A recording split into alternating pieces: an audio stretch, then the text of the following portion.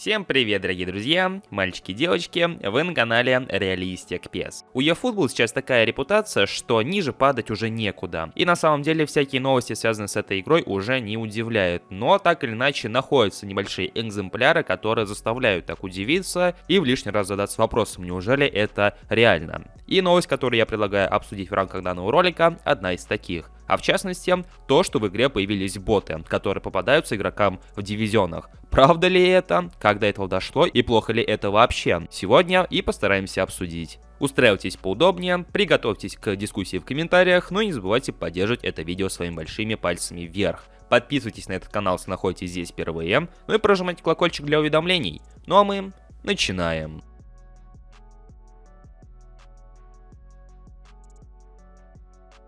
Отдельная благодарность блогеру и стримеру по eFootball, а в частности ФК Такимура, который и поделился этой информацией в своем телеграм-канале. Не буду голословным, я с этим не сталкивался, поэтому все со слов игроков. Ссылка на его телеграм будет в описании.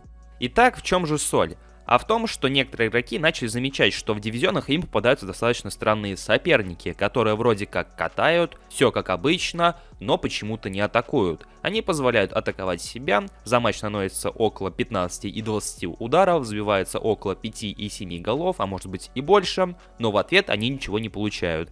Да, соперник их прессингует, активно катает мяч, прям какая-то Барселона, если взглянуть на статистику из некоторых подобных матчей, но никак не атакует, даже почти ударов не наносит. А если какие-то удары и летят в створ ворот, то они не фиксируются даже ни в створ, ни за удары вообще. И, соответственно, после того, как игроки заглянули, с кем же они играли, они наблюдают каких-то ноунейм игроков, у которых не проставлены ни аватарки, которые обитают только в 9 дивизионе, и у которых рейтинг вежливости стоит под A. И здесь есть два варианта. Либо это какие-то новички, которые попадаются игрокам во вторых, в третьих дивизионах, играя в 9, либо же это действительно боты, которые неожиданно появились в игре и которые помогают игрокам набивать статистику, добывать результат и тому подобное. Потому что, опять-таки, если вернуться к описанию матчей против вот этих самых соперников, то они как такового сопротивления не предоставляют. Да, катают мяч, но опять-таки вас не атакуют, не пытаются вас переиграть и забить вам, как тот же искусственный интеллект на высоких уровнях сложности. Это скорее сродни что-то искусственному интеллекту на новичке, когда он вроде пытается что-то прессинговать, но в целом, если мяч на вашей половине поля, то он к вам не суется.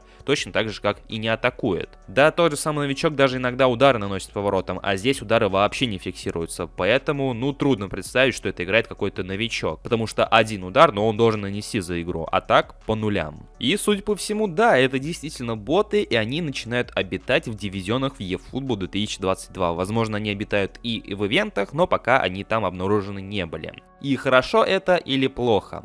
Опять-таки, если обратиться к опыту мобильных игр, которую из себя eFootball по большей части и представляет, например, взять ту же PUBG Mobile, то там ботов в онлайн-матчах, в онлайн-катке достаточно много, то есть с реальными игроками там еще пара-тройка ботов для разнообразия игры. И в принципе там на это никто не жалуется, это во-первых. Во-вторых, это помогает разгрузить онлайн. Хотя такой игре, как eFootball, разгружать онлайн особо-то и не требуется, потому что вопрос, а много ли игроков в нее играет, все еще остается актуальным. Но в целом, на примере той же вот самой PUBG Mobile, мы понимаем, что данный пример, он не из ряда вон выходящий, и что-то подобное в онлайн-играх, в тех же free-to-play играх, оно применяется и достаточно распространено. И, судя по всему, eFootball не стало исключением. Говорить о том, что в eFootball никто не играет, и поэтому они запускают ботов, я думаю, не имеет смысла, потому что так или иначе, но любой продукт качества, даже на ту же самую eFootball версии 0.9.0, были свои поклонники, были свои игроки, а поэтому и играть есть кому, учитывая, что паки продолжают обновляться, составы также продолжают обновляться и постоянно кидают новые и новые обновленные составы.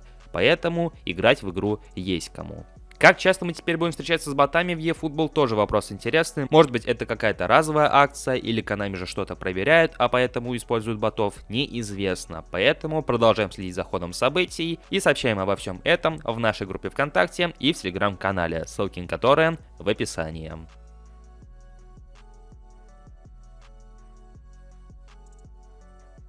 И по традиции, друзья, я буду рад узнать ваше мнение по поводу всего услышанного, что вы думаете насчет ботов в eFootball, хорошо это или плохо, предвестник это чего-то хорошего или же наоборот плохого. Жду ваше мнение в комментариях.